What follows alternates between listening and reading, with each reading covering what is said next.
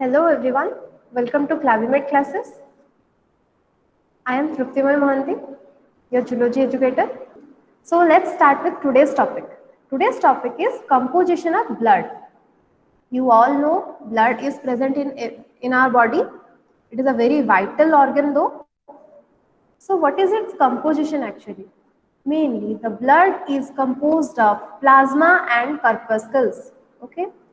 There are two kinds of parts that are in blood, mainly plasma and corpuscles. We know blood is fluid in nature, it is liquid. So the fluidity comes from plasma and the cells are the corpuscles. So the plasma is around 55% of the total blood and the corpuscles are around 45% of the total blood. So if we will see about what are the constituents of the plasma, then we can see there are about 90 to 92% of water and 8 to 10% of plasma proteins. Other than proteins, there are some minerals like sodium, bicarbonate and chlorides, etc. And glucose, fatty acids, etc. are present. And mainly the fluidity comes from the water. The majority of the plasma is water. That is why the blood is fluid in nature. We call the blood as what? Fluid connective tissue. It is a connective tissue and fluid in nature. That is why we call it as fluid connective tissue. So if we will see the blood cells that are the corpuscles, that are around 45% of the blood. So the corpuscles are mainly of three types. RBC, that is red blood corpuscles or red blood cells, and WBC, that are white blood cells or white blood corpuscles, and platelets or thrombocytes. So the WBC are further divided into granulocyte and agranulocyte. I will complete this in the WBC part.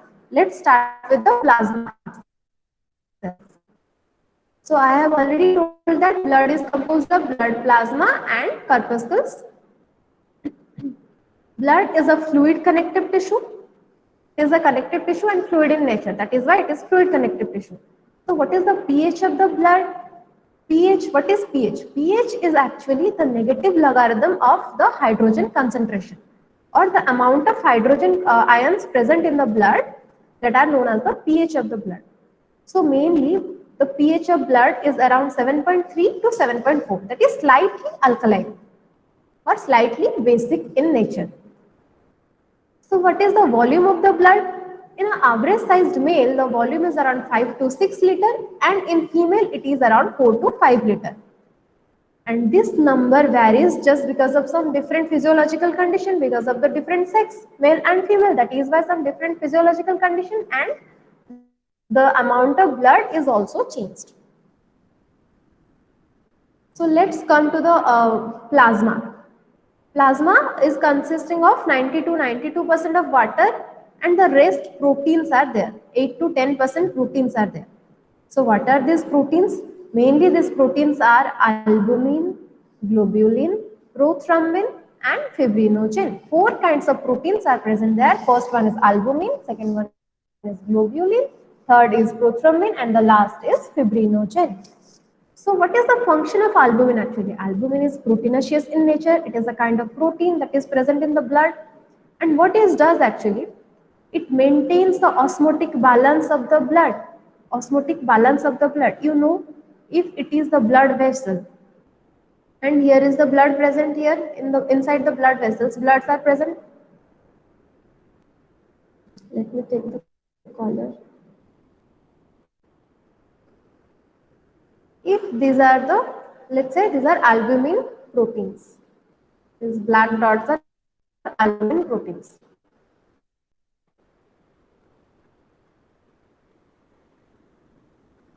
So just beside the blood vessels, there may be some tissue. I have already told that the blood is liquid in nature.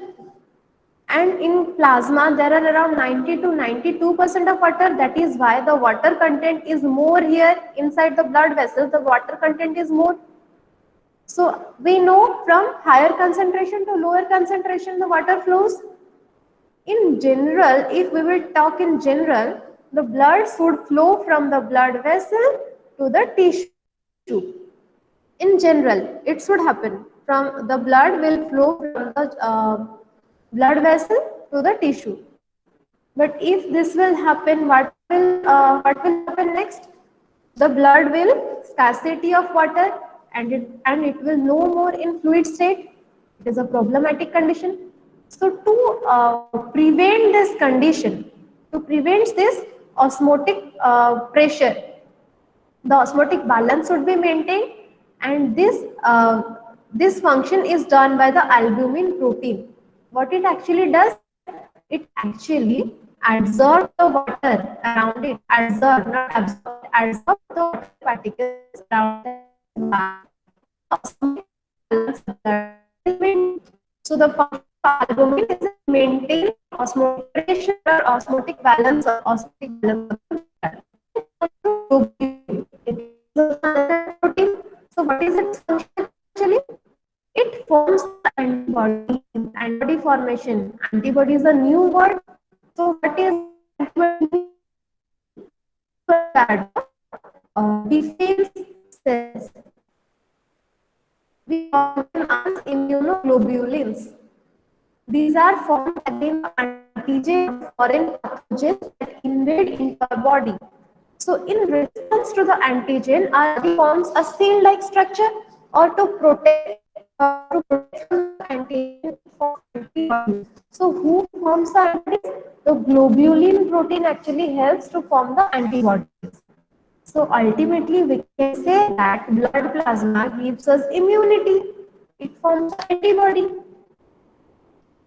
And what about the prothrombin?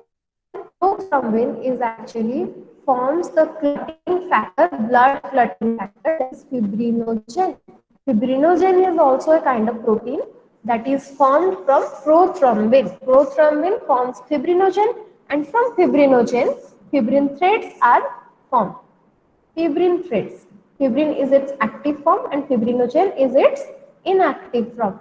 From inactive fibrinogen, active fibrin threads are formed, and that helps in blood clotting. Whenever there is a bone, the blood will loss. So there should be a blood clot formation. And how this blood clot is formed? Through these fibrin threads that are present in the plasma. Here's another point. If the blood plasma is devoid of fibrinogen, if you separate out the fibrinogen from the blood plasma, then it will called serum. It is moved off.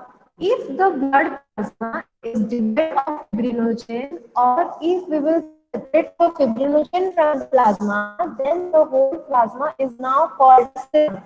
There is a difference in the term and the composition too. In the composition, there is no fibrinogen and the term is called as serum. Okay, so the blood serum is devoid of fibrinogen protein.